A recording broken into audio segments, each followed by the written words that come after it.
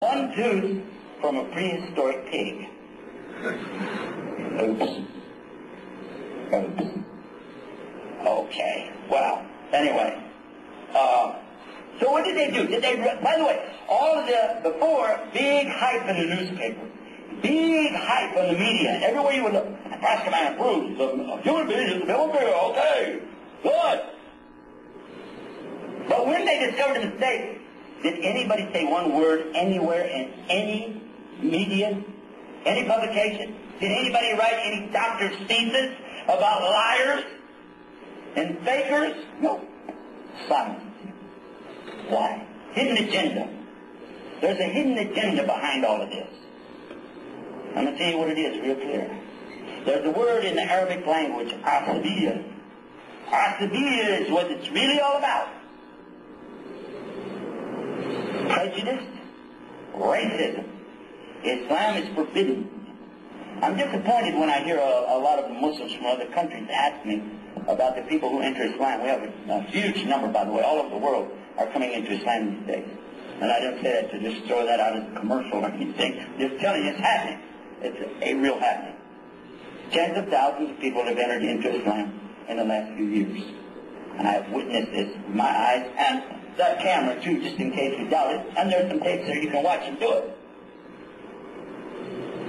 But along the way, some of the Muslims, born Muslims, have asked me, and when I visit other countries, they say, yes, but are they black or are they white?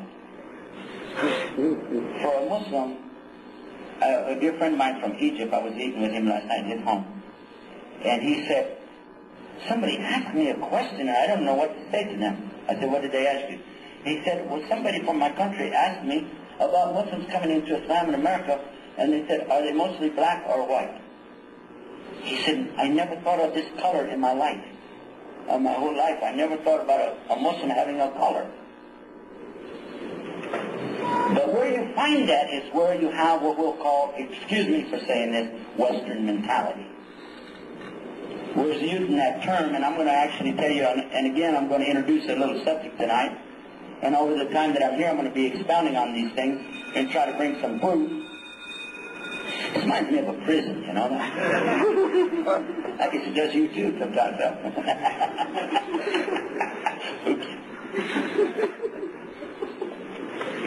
You must have show up tomorrow at Juma and you hear about that dunya sitting in the movement was in the Pakara. Inshallah. But so anyway, what we're talking about now is another thing I want to mention, that in fact, it's not really Western mentality. This is nothing more than the old Roman religion of 2,000 years ago. The Romans were very, very prejudiced.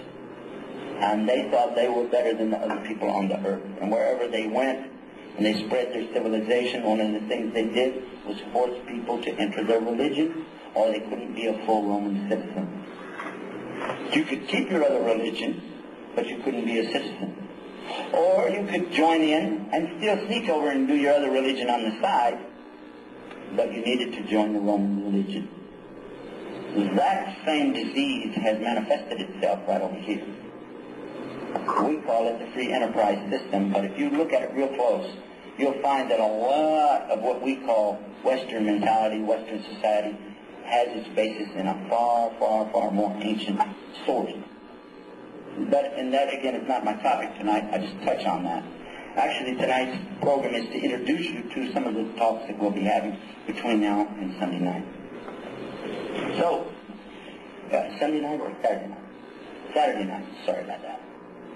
So, what about this idea of evolution?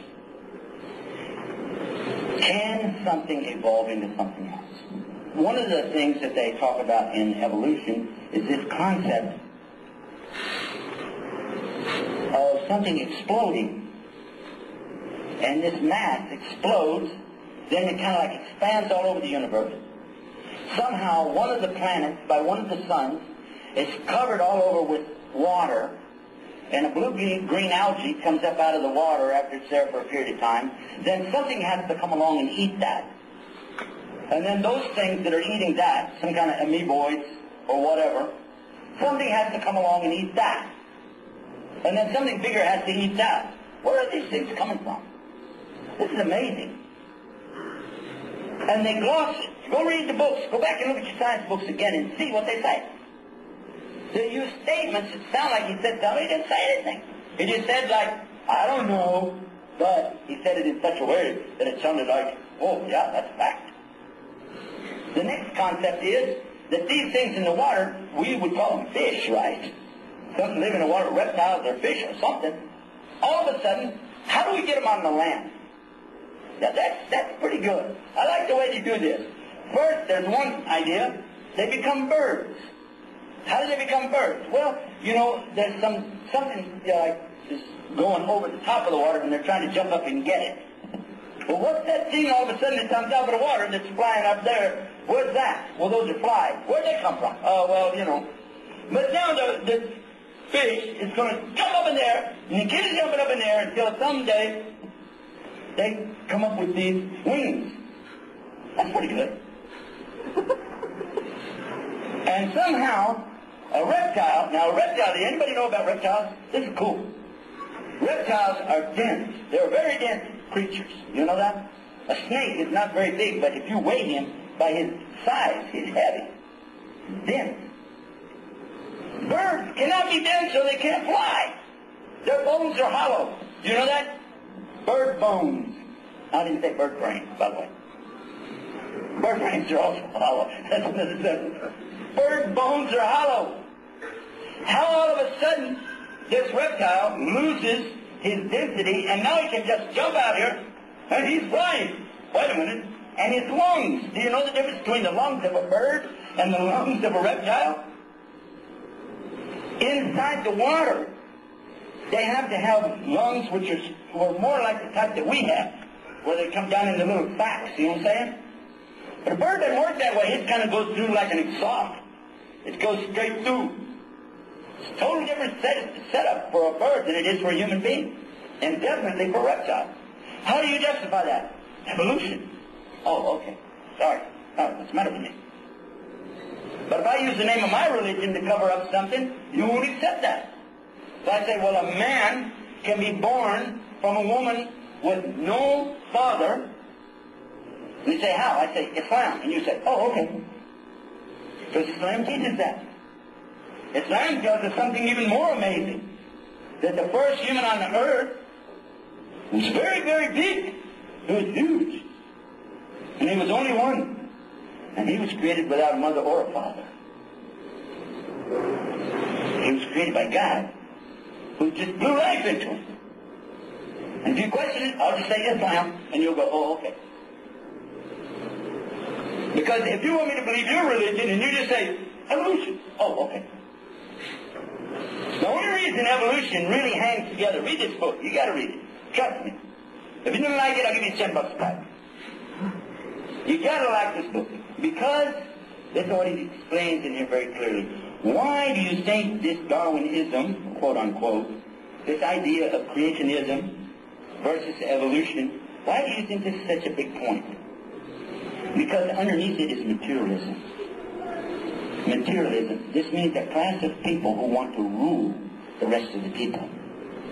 A class of people who have decided they are gods. They know more. They got more going for them, and you're just a bunch of cows. So, keep your religion, it's okay, you're a cow anyway.